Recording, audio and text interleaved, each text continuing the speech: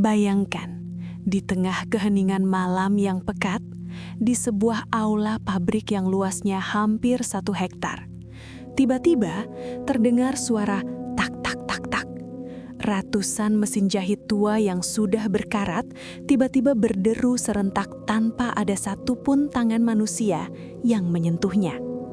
Di bawah temaram lampu neon yang berkedip sekarat, aku melihatnya. Seorang wanita dengan rambut yang sangat panjang melilit di roda mesin bordir, sementara kulit kepalanya perlahan mulai terkelupas ditarik paksa oleh putaran besi baja. Dia tidak berteriak. Dia hanya menatapku dengan mata yang sudah bolong sambil terus mengayuh pedal dengan kaki yang tinggal tulang. Namaku Sarah. Aku adalah seorang ibu yang terpaksa menggadaikan ketakutanku demi sesuap nasi. Atau lebih tepatnya, demi biaya rumah sakit anak sematawayangku, Arka. Hari itu, angin dari perbukitan Boyolali terasa begitu tajam, menusuk hingga ke balik jaket tipis yang kukenakan. Aku berdiri di depan gerbang besi berkarat bertuliskan Pabrik Garmen Arta Mulia. Sebuah tempat yang kata orang sekitar sudah mati namun tetap bernafas. Bau itu adalah hal pertama yang menyambutku. Bukan bau kain baru atau wangi parfum tekstil, tapi bau apek yang lembab bercampur aroma oli mesin yang sudah basi dan sesuatu yang mirip bau daging busuk yang disamarkan dengan wangi dupa. Lantainya yang semen dingin mulai terasa merambat ke telapak kakiku, seolah-olah bangunan ini sedang mencoba menyedot suhu tubuhku untuk menghidupkan dirinya sendiri. Astaga, kenapa rasanya sesak sekali di sini? Padahal langit-langitnya sangat tinggi. Seperti ada ribuan mata yang menempel di dinding-dinding kusam itu, mengawasi setiap langkahku dengan rasa lapar.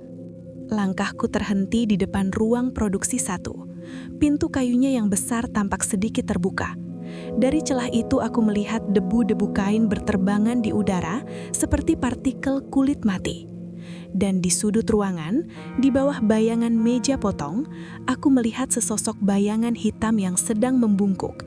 Jemarinya yang panjang dan pucat tampak sedang memetik benang dengan gerakan yang sangat tidak wajar, patah-patah dan sunyi. Sebelum kita masuk lebih dalam ke lorong-lorong gelap pabrik ini, coba tulis di kolom komentar, dari kota mana kalian menyimak kisah ini, dan apakah kalian pernah merasakan firasat buruk saat memasuki tempat kerja baru? Tuliskan cerita kalian, karena mungkin saja kalian tidak sendirian saat ini. Aku mencoba meyakinkan diriku bahwa bayangan itu hanyalah sisa kelelahan akibat begadang menjaga Arka di rumah sakit. Aku menarik nafas panjang, mencoba memenuhi paru-paruku, namun yang masuk hanyalah debu kapas yang terasa tajam seperti serpihan kaca.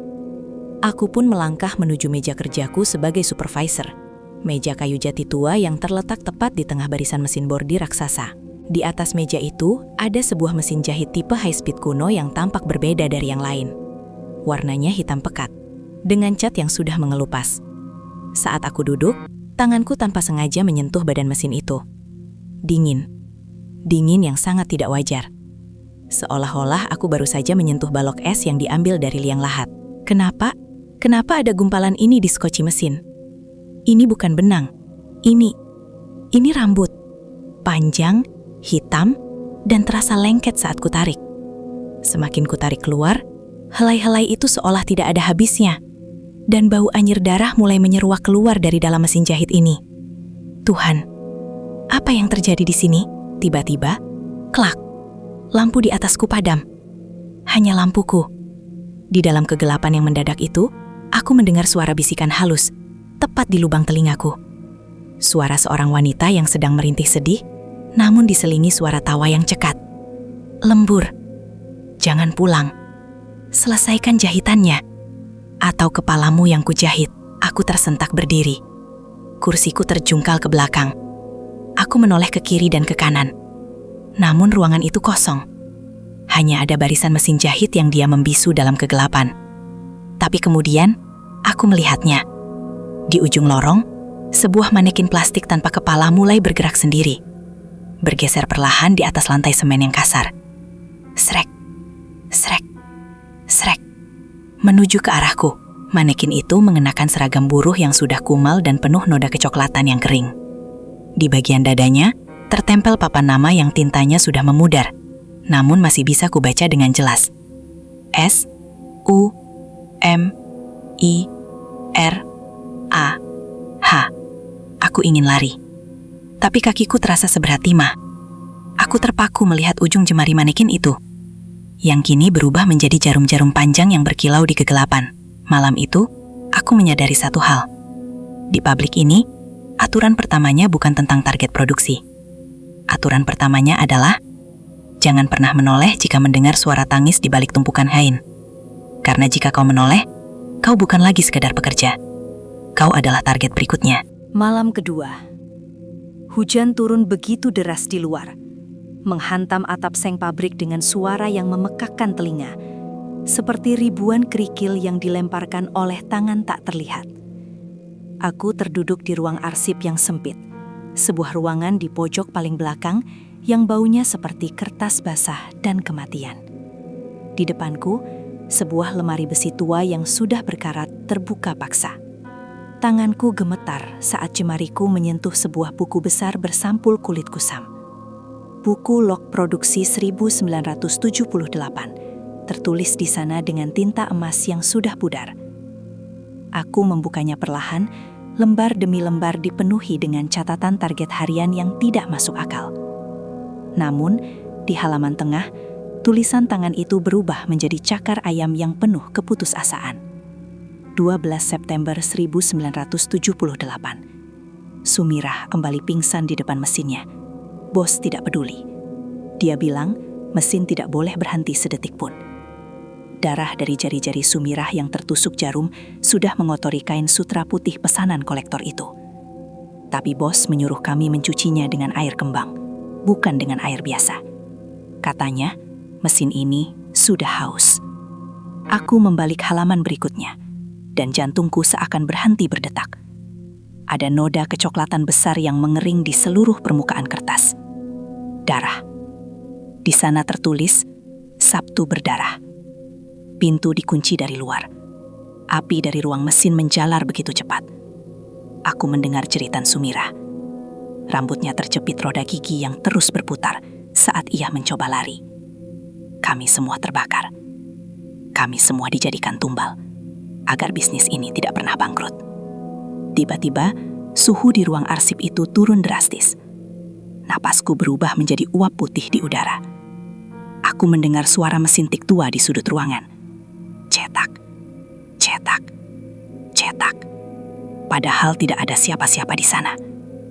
Aku memberanikan diri mendekat dan melihat selembar kertas keluar dari mesin tik itu secara otomatis. Kau, supervisor baru. Kau punya rambut yang indah, Sarah. Sama seperti rambutku dulu, sebelum mesin itu merenggutnya. Kau tahu kenapa kau dipekerjakan di sini?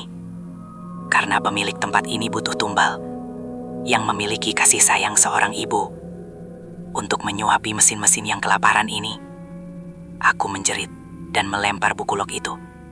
Namun, saat buku itu terjatuh, lembarannya terbuka pada sebuah foto hitam putih yang selip di dalamnya. Foto para buruh tahun 70-an. Di sana, di barisan paling depan, berdiri seorang wanita yang wajahnya sangat mirip denganku.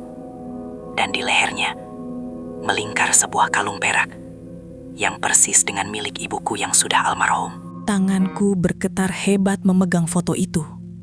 Wajah wanita di foto itu, dia bukan sekedar mirip denganku.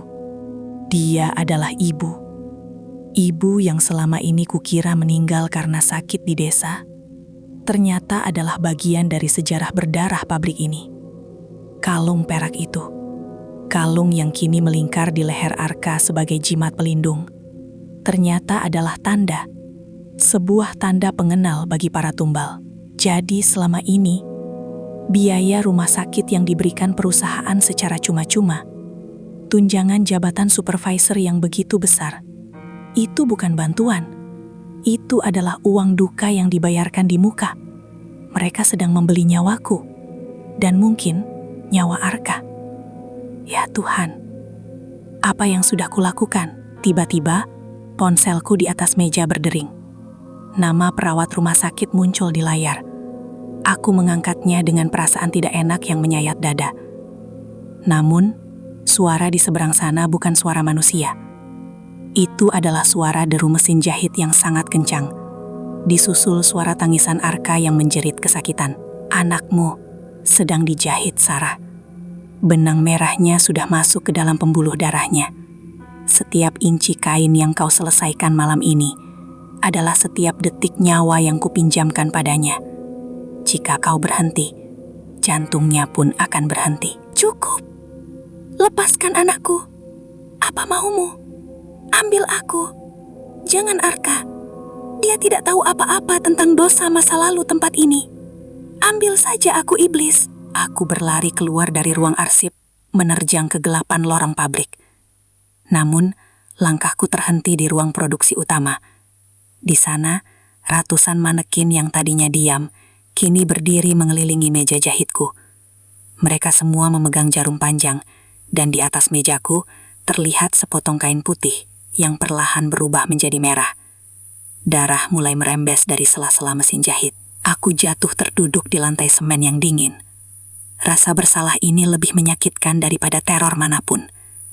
Aku telah membawa anakku ke dalam mulut buaya demi uang. Di pabrik ini, tidak ada yang namanya kerja keras yang dihargai. Yang ada hanyalah penderitaan yang harus terus diproduksi, agar roda ekonomi para penguasa tetap berputar di atas tulang-tulang kami. Di tengah keputusasaan itu, sebuah tangan yang kasar dan kering seperti kulit kayu menyentuh pundakku. Aku hampir saja menjerit, namun sebuah aroma tembakau murah dan minyak kayu putih meredam histeriaku. Itu Pak Tejo, satpam Pua yang sudah bekerja di sini sejak zaman bangunan ini masih bernama Arta Mulia Vervining. Jangan berteriak, Dok. Suaramu hanya akan membuat mereka semakin lapar. Ikut aku ke pos belakang.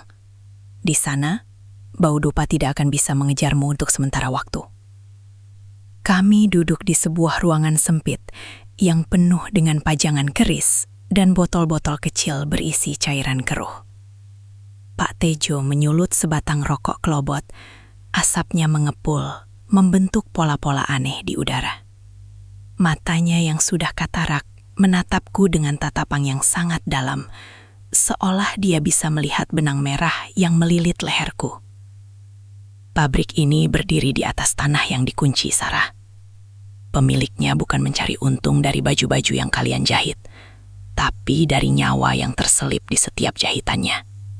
Mereka menggunakan susuk garmen, sebuah perjanjian lama yang meminta tumbal wanita dari garis keturunan yang sama setiap 30 tahun sekali. Ibumu, dia bukan meninggal karena sakit. Dia menyerahkan diri agar kau bisa tumbuh besar. Jadi, ibu melakukan semua itu untukku. Dan sekarang mereka menginginkan Arka. Kenapa, Pak?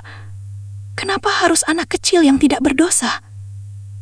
Karena Sumirah, arwah yang kau temui itu, dia kehilangan anaknya saat kebakaran tahun 78.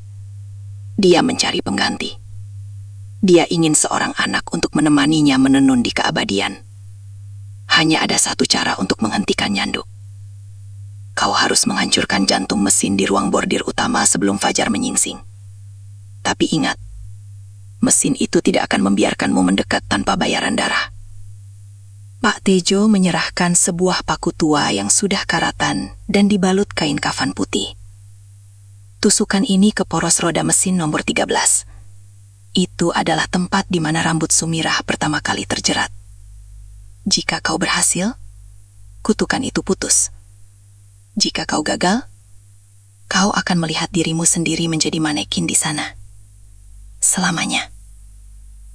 Aku melangkah keluar dari pos Pak Tejo, kembali menuju perut bangunan yang terasa seperti rahim iblis.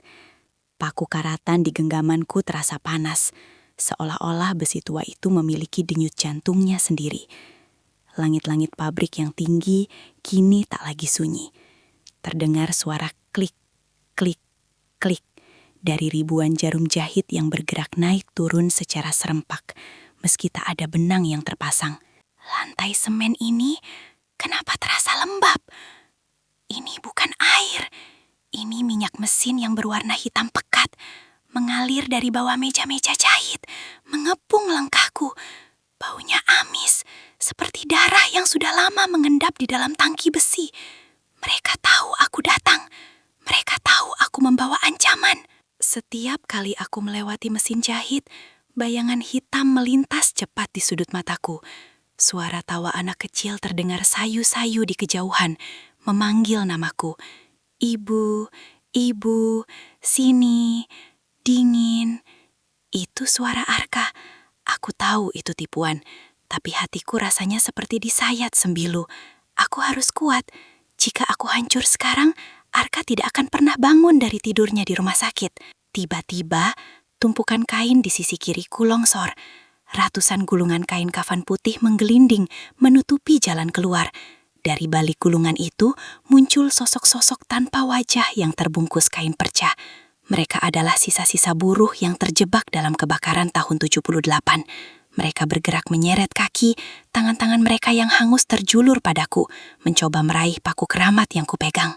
"Minggir, aku tidak takut pada kalian. Kalian sudah mati. Biarkan anakku hidup. Aku akan mengakhiri penderitaan ini, demi kalian juga." Aku berlari menerjang kerumunan bayangan itu.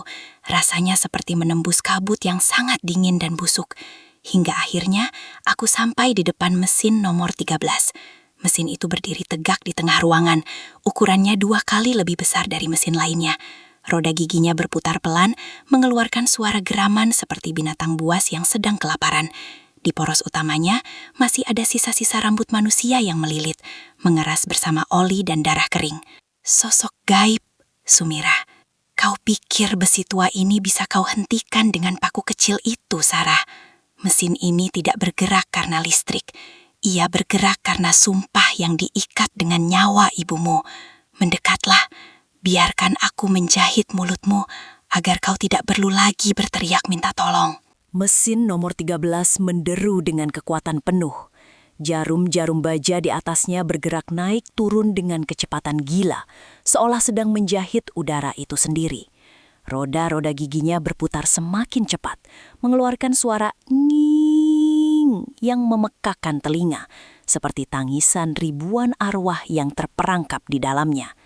Aku hanya punya satu kesempatan. Paku ini harus masuk, harus, demi Arka, demi ibu. Aku tidak akan jadi tumbal kalian, iban setan. Aku berlari mendekati mesin. Namun tiba-tiba, ribuan gulungan benang merah melesat keluar dari lubang-lubang mesin lainnya, melilit kaki dan tanganku, mencoba menjatuhkanku. Benang-benang itu terasa tajam seperti kawat duri, mengiris kulitku. Namun aku tidak peduli. Mataku hanya terfokus pada poros roda gigi yang menjadi jantung mesin itu. Kau tidak akan bisa, Sarah. Kau adalah bagian dari kami sekarang. Darah ibumu sudah membasahi mesin ini. Rasakan. Rasakan bagaimana rasanya ditarik masuk oleh nafsu yang tidak pernah puas. Dari dalam mesin muncul sesosok tubuh yang menggeliat. Wanita itu Sumirah. Rambutnya kini telah sepenuhnya menyatu dengan roda-roda gigi. Wajahnya hancur dan berlumuran oli yang menyerupai darah. Matanya yang kosong menatapku dengan kebencian abadi. Tangan kurusnya yang hanya tinggal tulang kini terjulur keluar, mencoba menarikku masuk ke dalam putaran mesin yang mematikan.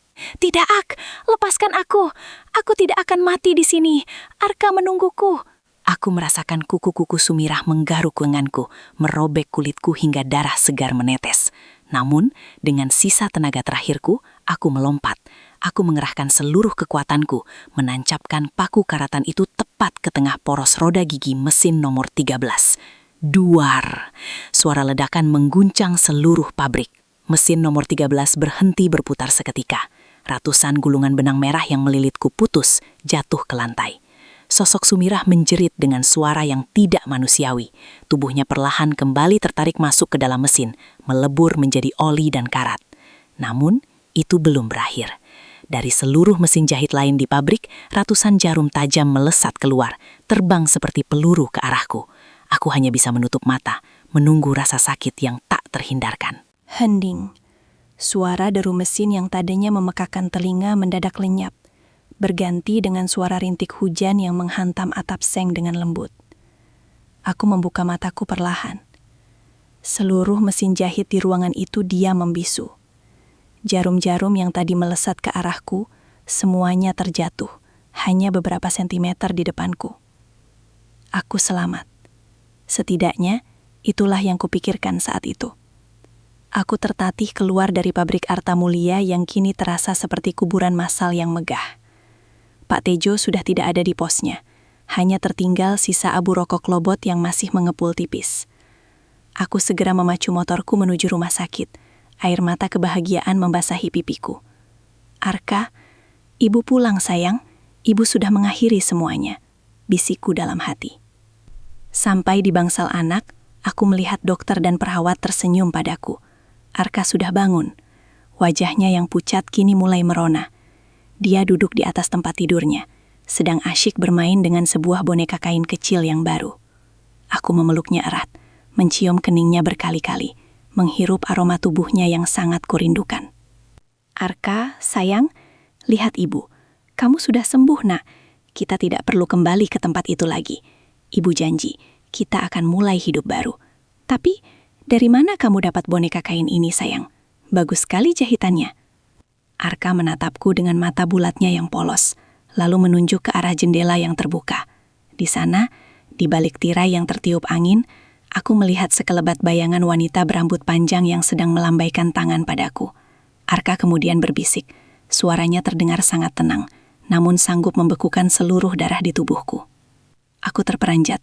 Aku melihat tangan Arka yang memegang boneka itu. Jemarinya yang kecil bergerak dengan gerakan patah-patah, persis seperti gerakan mesin jahit high-speed yang kulihat di pabrik. Dan saat aku menyisir rambut Arka dengan jemariku, aku merasakan sesuatu yang tajam menusuk ujung jariku. Aku menyibakkan rambut di belakang telinganya. Di sana, tertanam sebuah jarum jahit karat yang sudah masuk separuh ke dalam kulit kepalanya. Dan dari lubang jarum itu, kulihat sehelai benang merah yang perlahan-lahan ditarik masuk ke dalam pembuluh darahnya. Benang itu bergerak sendiri, seolah sedang menjahit organ tubuh anakku dari dalam. Aku menjerit, namun suaraku tidak keluar. Di kejauhan, aku mendengar suara deru mesin jahit yang sangat kencang kembali bergema di telingaku. Kutukan itu tidak pernah berakhir dengan sebuah paku. Kutukan itu hanya mencari inang yang lebih mudah, lebih segar, dan lebih abadi. Di dunia ini, tidak ada yang benar-benar gratis, terutama jika kau bekerja untuk mesin yang haus akan nyawa.